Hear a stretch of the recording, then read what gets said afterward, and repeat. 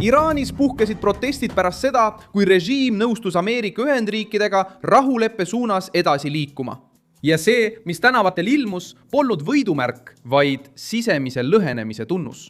Esmaspäeval 2026. aasta 15. juunil domineerib see teema rahvusvahelist meediat, sest Iraani valitsus üritas läbirääkimisi esitleda kui diplomaatilist manöövrit. Kuid režiimi kõige radikaalsem tuumik nägi seda teisiti. Taganemine Donald Trumpi ees, kontrolli kaotamine Hormuzi väina üle ja hirm poliitilise alistumise ees, mis on maskeeritud pausiks.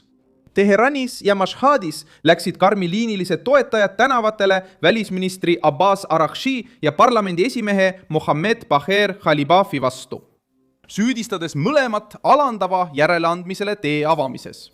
Arutatav kokkulepe näeb ette Hormuzi väina taasavamise, ajutise sanktsioonide leevendamise nafta suhtes, läbirääkimised külmutatud varade üle ning piirangud uutele sammudele tuumaprogrammis. Samal ajal arutavad pooled lõplikku kokkulepet 60 päeva jooksul. Trumpi jaoks annab see samm Valgele Majale võimsa võidu.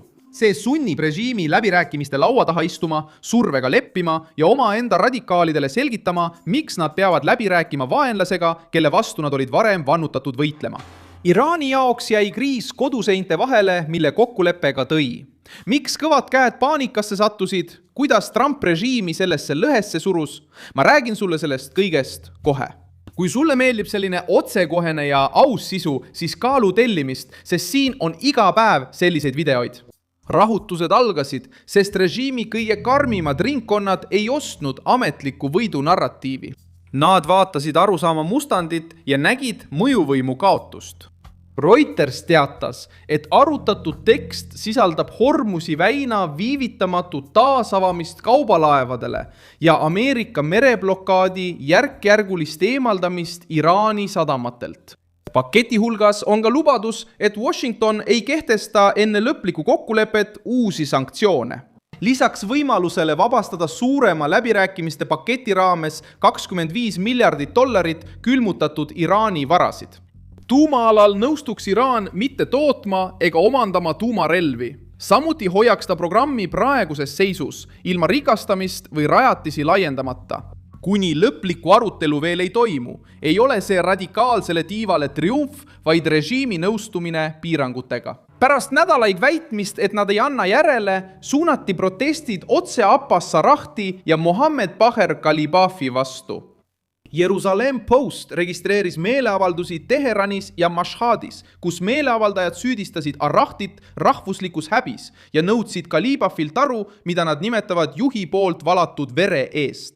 Sihtmärk ei valitud juhuslikult. Araghchi, mitte Khalibaf, on läbirääkimiste diplomaatiline nägu. Khalibaf on tugev nimi Iraani poliitilises struktuuris ja teda seostatakse katsega kaitsta kokkulepet kui võimaliku väljapääsu.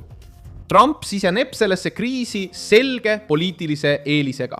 Sõjaline, majanduslik ja diplomaatiline surve on pannud Iraani laua taha, kus iga järeleandmine muutub režiimi enda vastu suunatud laskemoonaks.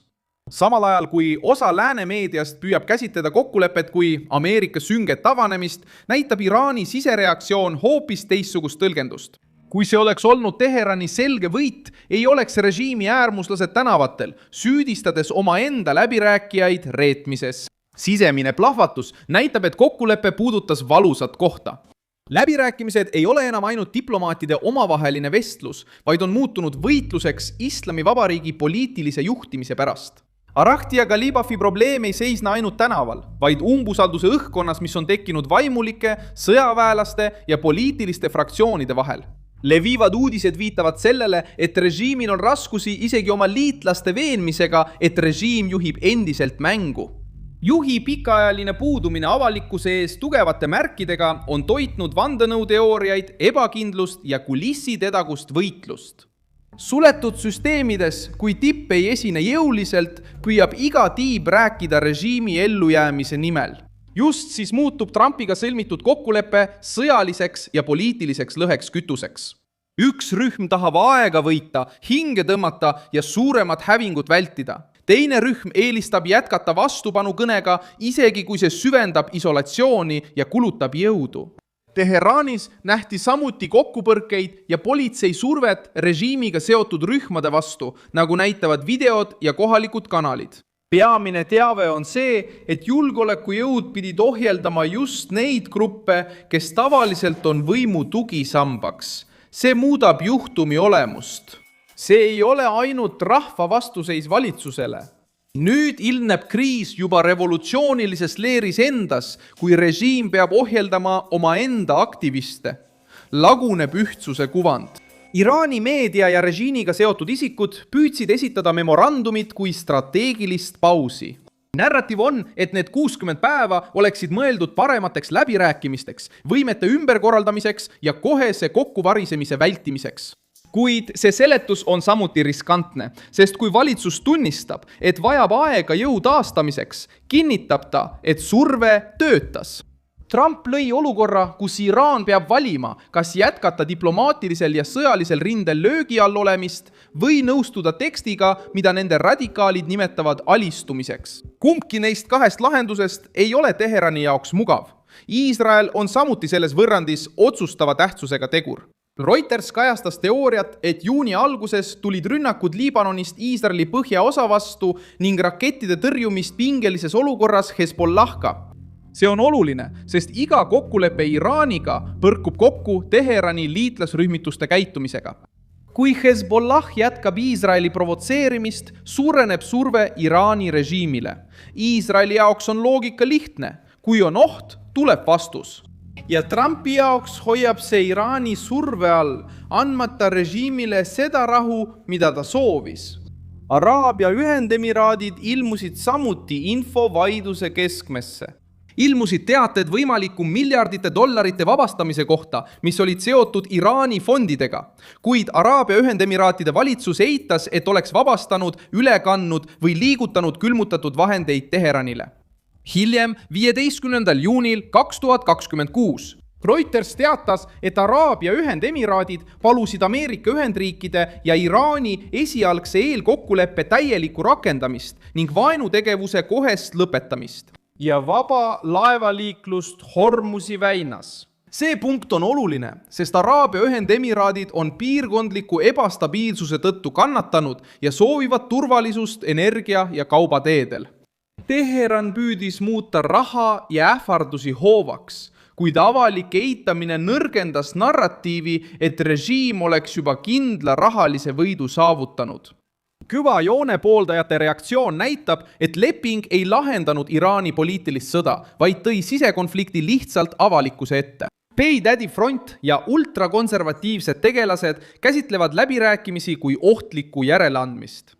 Valitsuse liitlased vastavad, et kriitikud kasutavad teksti vanu versioone või moonutavad läbirääkimiste punkte.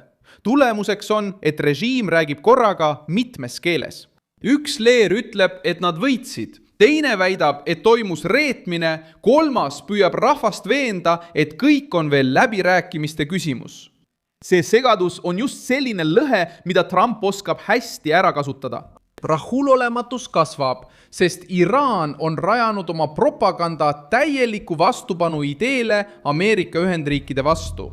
Nüüd näib valitsus alluvat Washingtoni tingimustele, püüdes säilitada mingitki majanduslikku ruumi ja lubades piirata tuumategevust, samal ajal kui arutatakse tuleviku üle. Radikaalide jaoks kõlab see alandusena. Trumpi jaoks on see tõestus, et sanktsioonid, sõjaline jõud ja karmid läbirääkimised võivad tulemusi anda ilma, et režiimi tuleks usaldusväärse partnerina kohelda.